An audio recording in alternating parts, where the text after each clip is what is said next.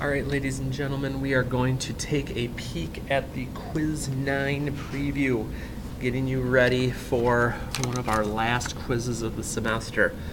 Going to go back, do some hits from the past, and do a few other things here as well.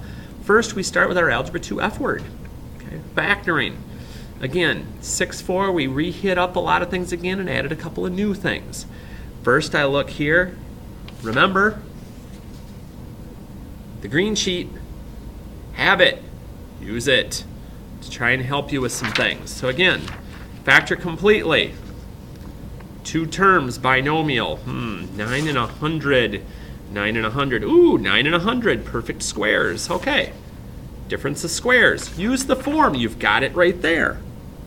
What do I square to get each of these? Well, I square 3 to get 9. X to get x squared. I square 10 to get 100. And once I know that, I stick those values into my parentheses. And since I'm multiplying to get a negative, I do a plus and a minus, and I'm good. Okay.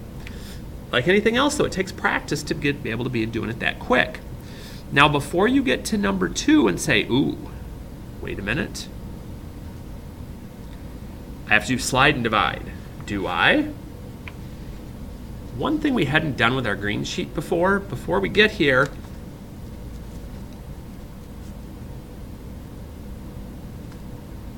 we always have to check the golden rule of factoring. The golden rule of factoring is there anything they have in common? Oh, they're all divisible by 4. So we have to take the 4 out. We take that from each of our terms, and now it makes my life easier. All of a sudden now, instead of having to do slide and divide and get into really big numbers, now it's just a diamond with small numbers. So it's a double bonus here. So I need two numbers that multiply to 16, negative 16, and add up to negative 6. Another reminder, you have a chart on the back of here. If the only thing you can think of for 16 is 4 times 4, and you're like, well, that doesn't do me any good, look for another 16. Oh, 8 and 2. Are 8 and 2 6 apart? They are. The only other thing I got to be careful of, though, is I know since it's a negative 16, one of my signs has to be positive, one has to be negative. How do I tell which is which? This sign tells me which one has to be bigger. Don't forget to put the 4 back in front, though. And I'm done. Okay? It's the little details that make this easier to do. And it's going to pay off later because this isn't even going away second semester. It's going to keep coming. So factoring, we got to be able to do it. X cubed plus 27, nothing in common. Like, two terms, different sums or cubes. 27, not in my squares list. 27's in my cubes list. Okay. What do I cube to get each of these? I cube 3 to get 27. I cube x to get x cubed. And then what I'm going to do is I'm going to follow my pattern because I have my sheet. And it says plus, that's my x, that's my 3, and I'm going to plug them in. X plus 3, square my first term, change the sign, multiply those two guys together, square the last guy. Cool thing about cubes, don't have to break them down anymore. Never even have to think about it. So then I get to 4, and I'm like, nothing in common. Two terms. Oh, wait. Square. Yes. What do I square to get each of these? What do I square to get 64? 8y. And again, just because you have a list now doesn't mean you don't want to know these, because it's going to make life so much easier on you moving ahead. You're not going to have to go looking around for your green sheet. Now again, that's not the end. I don't just get to write 8y and x and be done. The x starts each. The 8y finishes it up. And again, multiplying to a negative. 1 plus, 1 minus. I'm good. And again, we've talked before about ones like 5. You're like, wait a minute, I haven't seen an x to the 4th before. But here's how I want you to think about it. I want you to think about it like it's x squared plus x minus 56. Because it's done the exact same way. You're like, well, if that was the case, I'd just do x multiplies to 56 and adds to -1. I need two numbers that multiply to 56 and are 1 apart from each other. Let's see, there's a 56, 7 and 8. Hey, they're 1 apart. All right. 7 and 8. Bigger numbers got to be the plus, but this would get me this, because x times x is x squared, but I don't want x squared, I want x to the 4th. So what times what gets me x to the 4th? X squared and x squared. And I'm set. Okay. I'd want to check, because if this one happened to be like 4 or 9, I could break it down again, but it's not, so I can't in this case.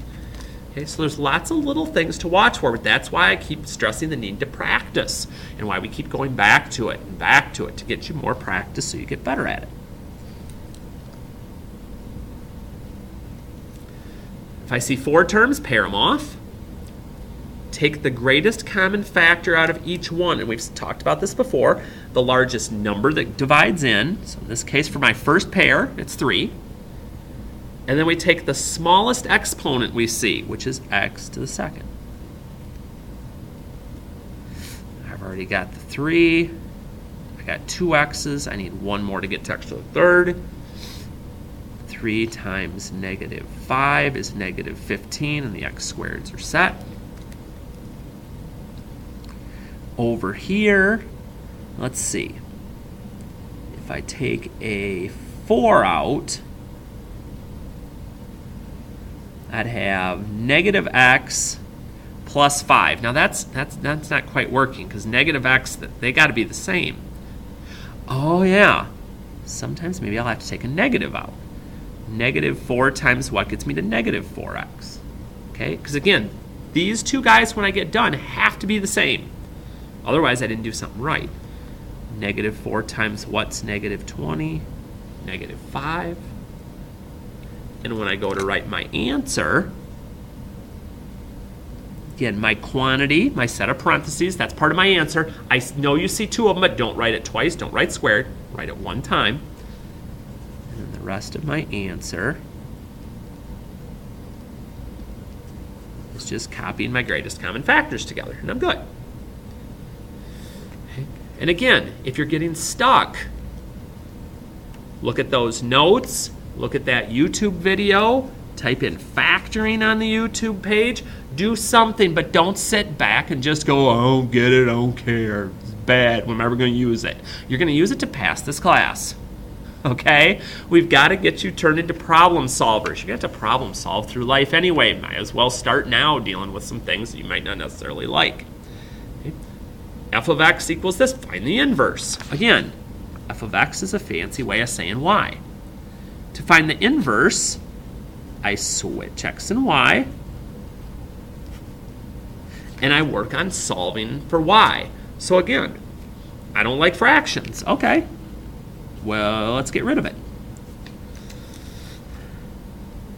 Now again, on this side, the 4's whole job in life is just to cancel that 4 out. That's it. Get me set there. Again, I'm solving for y, so I got to minus the 5 out, because again, I don't want it here. So minus that out. I'm going to come over here, I got a little more room.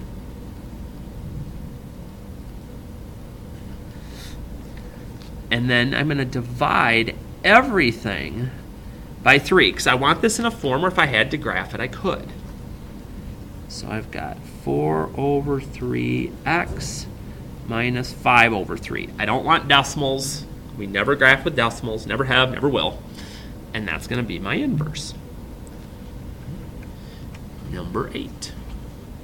Draw an example of a graph whose inverse is not a function. So remember, we use the horizontal line test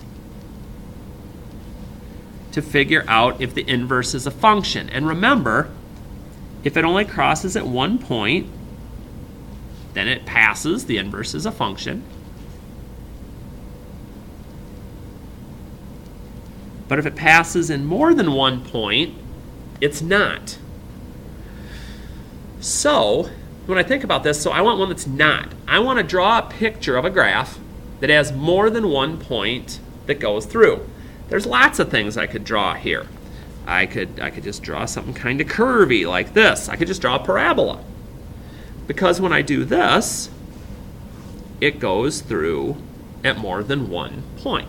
So that would be an example of a graph whose inverse is not a function. How do I know that the inverse is not a function? Well, in my case, 1, 2,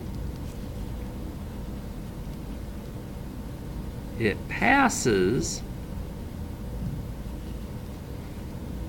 through 3 points, not 1. Okay, be specific to yours. If you draw a parabola and it passes through 2, say it passes through 2 points. However many it is, I want to know. But again, we're making connections between verbally explaining what we're doing and then graphically saying what we're doing. It'll make it click a little bit more when you put multiple ways of looking at it together. Okay? But again, if you're having issues, inverses, section 7.4, find this stuff. Okay? Work at it, dig out of it as bad as you do some of you looking for like video game cheats or other movie stuff or all this other crazy information you're looking for.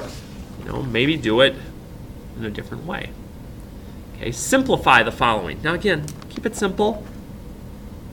I'm not multiplying. There's no need for a 3x3 box.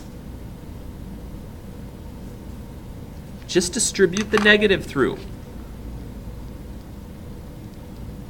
Notice my first set of parentheses, nothing happened, so I just leave it the same. These guys distribute through. Negative times negative is positive. Negative times positive is negative, but don't leave it. Now I need to combine like terms. So I go back, I go, okay, negative 5x cubed. Find my squared terms again. Look at the sign in front. Negative 6 plus 8, 2x squared. Not messing with exponents. Just using them to figure out what terms are alike. I don't see any other x's. And negative 11 minus 11 doesn't cancel. It's negative 22, and I'm good. Now for 10, again, we have options. One of the options is not, I repeat, is not distributing the 3 through and calling it x cubed minus 64. Won't work. If you remember the pattern that we talked about before for doing this, you can use that. For the rest of you, you've got to remind yourself, this means there's 3 of these. I can only deal with them 2 at a time. So if I'm going to go this route, I'm going to have a little work to do. Not a problem, though. Foil it out, use the box, you know, whatever works best for you. And I'm taking what's on the edges of the boxes, multiplying them together. And then once the box is full, I just combine like terms. Now I'm not done because I've only done the first 2. So my last job is to take the one that I already have, that I just calculated, and that last one that I haven't used yet, and now I filled this box in. And again, we're multiplying to fill the box. Multiply, we add exponents. 1 plus 1 is 2, plus 16x, minus 4x squared, plus 32x, minus 64. And then I just let the box help me with my like terms to combine. X cubed. Again, once my box is full, I'm just combining like terms, no messing with exponents anymore. Negative 4 minus 8 is negative 12.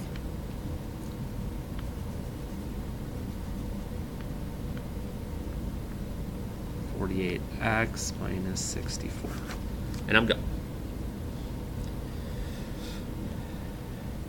So again, a little bit of practice with our foiling skills or our distributing skills. Finally here, neighborhood kids want to build a tree house and decide to have a bake sale. The revenue from the sales of the pies is given by R of x equals 10x. Suppose the function of the cost of making the pies is 4.5x plus 15. What are the pies selling for? Not a tree house. What are they selling for? What's my revenue? Well, I'm getting $10 for each one. Write the profit function. Revenue. Spell Harty. Minus expenses. Revenue minus my expenses as a whole. I have to have the parentheses. Because otherwise I'm just going to minus the 4.5. It's not going to work for me because I have to distribute this and I need to simplify it. So I think that's where some of you get yourself in trouble. So distribute the negative to the 4.5x and to the 15 and then combine your like terms. That, ladies and gentlemen, is my profit function, and that's why I want to put the parentheses and distribute. Because otherwise, you're going to end up putting plus 15, and you're going to get that wrong, and you're going to get the profit wrong. And in business, if you make a screw up like that, it's called out of business. So find the profit on 50 pies. Just plug in the 50 where the x is. So let's see here.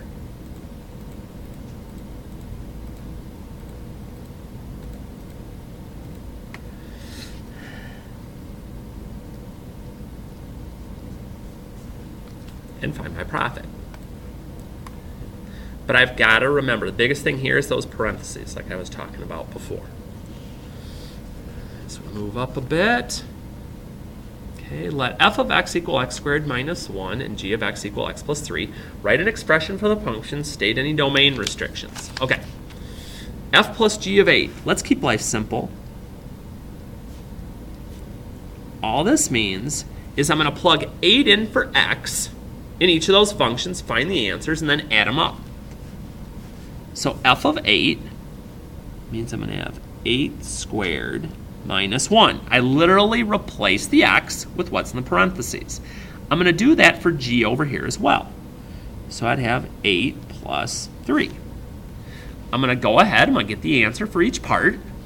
8 squared is 64. Minus 1 is 63. 8 plus 3 is 11. And add them up.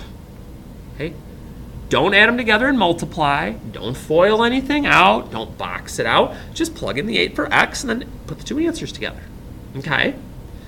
It's going to be similar in what I'm going to do in 13. Plug in the negative 3 in each function. Find the answer, multiply them together. F of negative 3. So I do negative 3 squared minus 1. And over here, I do negative 3 plus 3.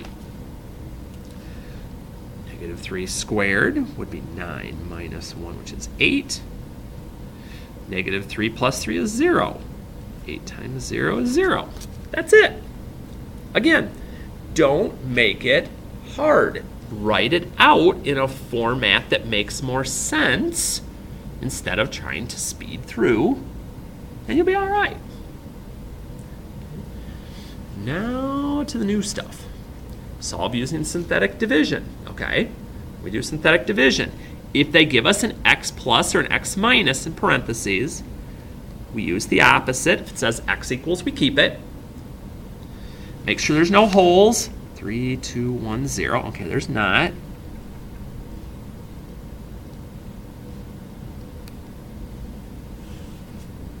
Let me we get rolling with how we go ahead and do these normally. So move this up a bit. Bring my first term down, no matter what it is. Multiply. Add down. Multiply. Add down. Multiply. Add down. Now once I get here, I'm not quite done, almost. I go back. I look at the degree I started with. I started with x to the third. I'm going to start one less than that. So I'm going to start with x squared, then x. So 2, 1, I'm out of x's, so that's what's called my constant term. And then this is going to be my remainder. And again, I can't just leave it. I can't put R2. I make a fraction. And I put my divisor below it. And that's what my answer is going to look like. So again, just getting some practice with that can come in handy when we've got to do this later on, whether we're using this to factor or whatever it is we have it to be. And then finally, we're going to talk about end behavior, domain, and range a little bit again. Now a reminder, we're just looking for a sketch, but we need it to be somewhat accurate. So if you want to go straight to popping this into the calculator, okay, I kind of see what it looks like. If you're going to go to the calculator and not figure out right away what your vertex is, remember, I have to find symmetry. I have to find where once I find a value in the middle that I'm seeing symmetry around the outside. So I see that here. So I'll use this, and I'll use my chart to plot the points. Now again, you have to be willing to be able to play a little bit.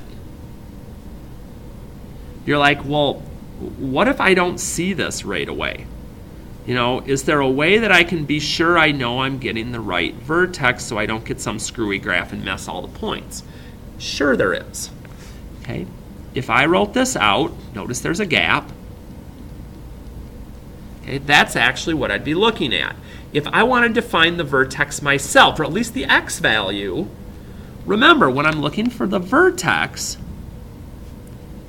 my x value is negative b over 2a.